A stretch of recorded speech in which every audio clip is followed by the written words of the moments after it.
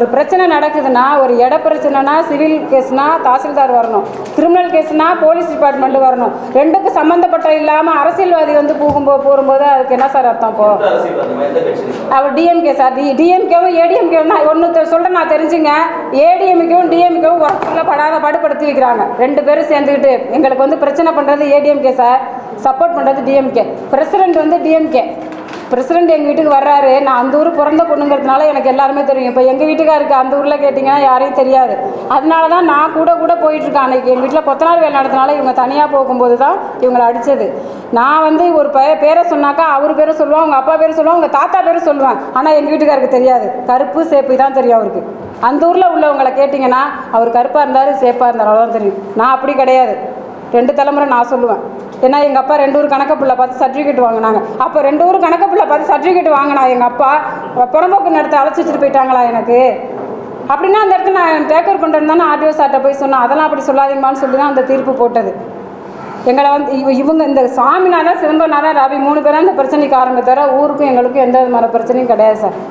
அதுக்கு அப்போ அந்த பிரசிடென்ட் எங்கள் வீட்டுக்கு இப்போ ஓட்டு கேட்க வரும்போது நான் சொல்கிறேன், நம்ம ஊரை மாற்றி காமிங்க, நீங்கள் வந்து மரம் வைங்க நிறைய எங்கே பார்த்தாலும், நீங்கள் தான் இந்த தடவை ஜெயிப்பீங்க அப்படின்னு இவங்க சொல்கிறாங்க. சரிங்க நான் வச்சிட்றேங்கன்னு சொல்லிட்டு பிரசிடெண்ட்டே வந்து எங்கள் வீட்டில் கொட்டா போடுறாரு நாங்கள் இல்லாதப்ப. அதுதான் சார் என்னன்னு அதுக்காக தான் சார் நாங்கள் இங்கே வந்துட்டேன். அதனால தான் நாங்கள் இங்கே வந்துட்டோம். நாங்கள் வந்து உயிருக்கு பயப்படல, எதுக்குமே நாங்கள் பயப்படல, துணிஞ்சு தான் நாங்கள் வந்தோம். உங்கள் மூலியமாக எங்களுக்கு தீர்வு நான் நியூஸ்லாம் பார்க்குவோம் சார். புதிய தலைமுறைக்கு போனோம், இவங்க மூலியமாக எங்களுக்கு தீர்வு கிடச்சிது. அது மாதிரிலாம் நாங்கள் ஒரு நியூஸும் பார்க்கும்போது தெரியும். அதனால தான் நாங்கள் ரொம்ப 4 வருஷமாக என் பையனோட படிப்புக்காக தான் நாங்கள் 4 வருஷமாக பொறுத்திருந்தோம். இல்லாட்டி நாங்கள் மறு வருஷமே வந்திருப்போம். இருந்தாலும் 4 வருஷம் இந்த பையனோட படிச்சுட்டு இந்த பையனுக்கு ஒரு இது பண்ணிட்டோம்னா நம்ம லைஃப் ஃப்ரீ ஆகிடும். ஏன்னா நாளைக்கு அவன் 1 வருஷம் லைஃப் வீணாக போய்டும் சார். இதில் நாங்கள் மெனக்கிட்டோம்னா அவனோட ஒரு லைஃப் பாதித்து அடைஞ்சிடும்னு சொல்லிட்டு தான் நாங்கள் இவ்வளோ தூரம் தான். அந்த பிரசிடென்ட் டிஎஸ்பி கேட்குறாரு, நீங்கள் எந்த விதத்தில் அந்த வீட்டில் போய் கொட்டா போட்டீங்க அப்படின்னு கேட்குறாரு. இல்லை சார் தீர்மானம் போட்டாங்க அப்படிங்கிறாரு பிரசிடென்ட்டு. அதுக்கு அவர் டிஎஸ்பி கேட்குறாரு, அது எப்படிங்க தீர்மானம் மட்டும் உண்மையாகும்? தீர்மானம்னா அதுக்கப்புறம் வீடியோ வந்து பார்க்கணும், இடத்த வந்து சூஸ் பண்ணணும், இடத்துக்காரவங்களுக்கு நோட்டீஸ் அனுப்பணும், 15 நாளைக்கு முன்னாடி இது அரசாங்கத்துக்கு சொந்தமான நோட்டீஸ் அனுப்பணும். நீங்கள் ஒரு மக்கள் பிரதிநிதியாக இருந்துட்டு எப்படிங்க ஒருதலை பட்சமாக நீங்கள் நடந்துக்கிட்டீங்க? தப்புங்க உங்கள் மேலே. அது நீங்கள் அங்கே போட்டதுக்கான என்ன ஆதாரம் அப்படிங்கிறதுக்கு அதுக்கு இன்ஸ்பெக்டர் ஆந்திராய் சார் சொல்கிறாரு, இல்லை சார் தாலுக்காவில் கொடுத்துட்டாங்க சார், அது வந்து போட சொல்லி கொடுத்துட்டாங்க சார் அப்படின்னு சொன்னார். நான் உடனே சொல்கிறேன், தாலுக்கா ஒன்றும் இல்லை சார், இதோட நாங்கள் பிரச்சனையை முடிச்சுக்கிறோம், தாலுக்காவில் போட சொல்லி கொடுத்துட்டாருன்னு சொல்கிறாங்கல்ல, அந்த காப்பியை மட்டும் எனக்கு ஒன்று வாங்கி கொடுத்துருங்க. நாங்கள் போலீஸ் ஸ்டேஷன் வரல, கோர்ட்டு வரல, எங்கேயுமே நாங்கள் போகல, நாங்கள் பாட்டுக்கு இருந்துக்கிறோம் அப்படின்னா இன்னை வரைக்கும் வாங்கி கொடுக்குறாரு ஆந்திராய் சார். அவர் ஒரு இன்ஸ்பெக்டர். 8:30 மணிக்கு வராரு, என் பையன் ரெக்கார்டு எழுதிட்டு இருக்கிறான் சார். 8:30 மணிக்கு வந்து கதவை ஒரு இன்ஸ்பெக்டர் ஏன் வரணும்? சம்மன் கொடுக்க எதுக்கு இன்ஸ்பெக்டர் வரணும்? ஒரு எஸ்ஐ அனுப்பலாம்ல. கதவை திறங்கன்னு எதுக்கு சொல்கிற நீ? இது கொடுக்க சம்மன் கொடுக்க வேணா, சம்மன் கொடுக்க வந்திருக்கோமா இந்தாங்கன்னு கொடுக்கணும். நீ கதவை திறனா அப்போ கஞ்சா போட்டுட்டு என்ன இப்போ உள்ளர என் வீட்டுக்கார பிடிக்க வந்திருக்கா, இல்லை வேறு எதுவும் திட்டத்தோடு வந்திருக்கா? சந்தேகம் வருதா இல்லையா? வருதில்ல சார் சந்தேகம். 8:30 மணிக்கு உனக்கு என்ன வேலை? ஒரு ஃபேமிலி இருக்கும்போது, குடும்பமாக இருக்கும்போது, பையன் படிச்சுட்டு இருக்கான், அதோட ரெக்கார்டை முடி வச்சுட்டான். மறுநாள் நான் போய் இப்போ பர்மிஷன் சொல்லிவிட்டு நான் ஸ்கூலுக்கு போயிட்டு வந்திருக்கிறேன். இந்த மாதிரி இன்றைக்கி எழுதலை அப்படின்னு சொல்லி 8:30 மணிக்கு சம்மன் கொடுக்குற அளவுக்கு என் வீட்டுக்கு ரேப் பண்ணிட்டாரா, இல்லை கொலை பண்ணிட்டாரா, என்ன பண்ணார் அவர்? 8:30 மணிக்கு நீ சம்மன் கொடுக்க வர என் வீட்டுக்கு?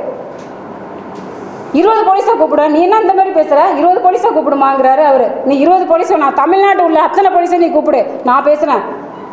அதுக்காக தான் நான் இங்கே வந்தேன். உங்களுக்கு அத்தனை பேருக்கு நான் தெரிவிக்கிறதுக்காக தான் நான் இங்கே வந்தேனே தவிர மற்றபடி நான் எந்த எதிர்பார்ப்போடையும் நான் வரல. உங்களுக்கு தெரியணும் நாட்டில் என்ன, இந்த ஒருத்தூர் கிராமத்தில் என்ன நடக்குதுன்னு எங்களுக்கு தெரியப்படுத்திடுங்க, அவ்வளோதான். ஊழலில் மூழ்கி கிடக்கு சார்.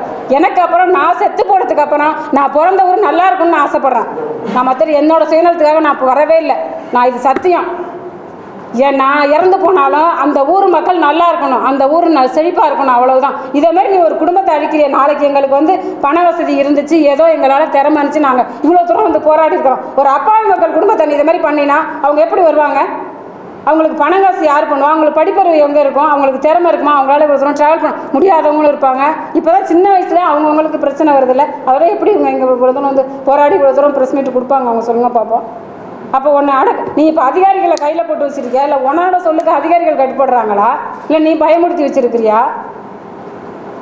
4 வருஷம் சார், 4 வருஷம் நாங்கள் கண் தூங்கி முழிச்சு நல்ல சாப்பாடு சாப்பிட்டு, நீங்கள் நம்பினாலும் சரி நம்பினாலும் சரி என்னோட மனசாட்சி கட்டுப்பட்டு தான் நான் சொல்கிறேன். ஆண்டவனுக்கு பயந்து மனசாட்சி கட்டுப்பட்டு நான் சொல்கிறேன். 4 வருஷம் ஆகுது. என் வீட்டுக்காரர் 2 லட்சம் சம்பளம் வாங்குறவர், அவர் மேலே பொய்யான கேஸை போட்டு வச்சுருக்குறாங்க. அந்த சிங்கப்பூர் பிஆர் இருங்க 2 வருஷம் 2 சம்பளம் இல்லாமல் ஒரு குடும்பம் பண்ணுறதா இருந்தால் இப்போ ஒரு நாள் குடும்பம் பண்ணுறதா எனக்கு நான் டெய்லரிங் ஒர்க்கு எனக்கு மூடு சரியில்லைனால நம்ம டெய்லர் வேலையை விட்டுட்டேன். நான் வந்து ஹவுஸ் ஒய்ஃப் தான், நான் ஒன்றும் பெரிய வேலையெல்லாம் போல. இவர் வந்து என்னோட மாமா பையன் தான். 1 கிராம் கட்டின துணியோடு தான் என்னை கல்யாணம் பண்ணிட்டு போனார். வரதட்சணை போட்டு கல்யாணம் பண்ணி போன்ற ஃபேமிலியே எப்படிலாம் இருக்குன்னு நான் கண்கூடாக பார்த்துட்டு இருக்கிறேன். இன்னே வரைக்கும் 1 கிராமோட நான் போனேன். அதனால தான் எங்கள் அப்பாவோட இடம் எனக்கு வேணும்னு சொல்லிட்டு நான் அந்த இடத்த இது பண்ணது. இவங்க என்ன பிளான் பண்ணி வச்சுருந்தாங்களோ தெரியல. நான் சார் தொலைச்சிருக்கலாம்ல சார் எங்கள்கிட்ட. நான் இந்த இடத்த விற்றுட்டேன், உன் கையெழுத்தை போட்டு நான் போர்ஜரி பண்ணி இந்த இடத்த வாங்கிட்டேன், நான் எல்லாமே பண்ணிட்டேன், நீ விட்டுருமான்னு சொன்னால் நான் விட்டுட்டு போகிறேன். போகிறப்ப என்ன கட்டின அருணாக்குடியை கூட அறுத்துறான். என்ன அள்ளிட்டு போகிறான்? போகிறப்ப என்னத்தை வச்சுட்டு போகிறான்? ஒன்று புதைக்க போகிறான், இல்லை எரிக்க போகிறான், மண்ணு திங்க போது, இல்லை நெருப்பாக போகிறோம்.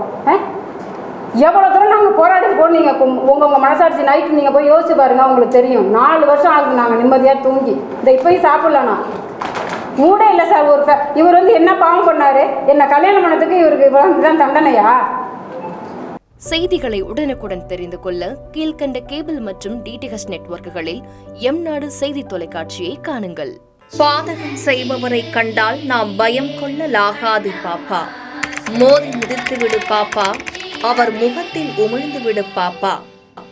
அண்மை செய்திகளை உடனுக்குடன் தெரிந்து கொள்ள இணைந்திருங்கள் எம்நாடு தொலைக்காட்சியுடன்.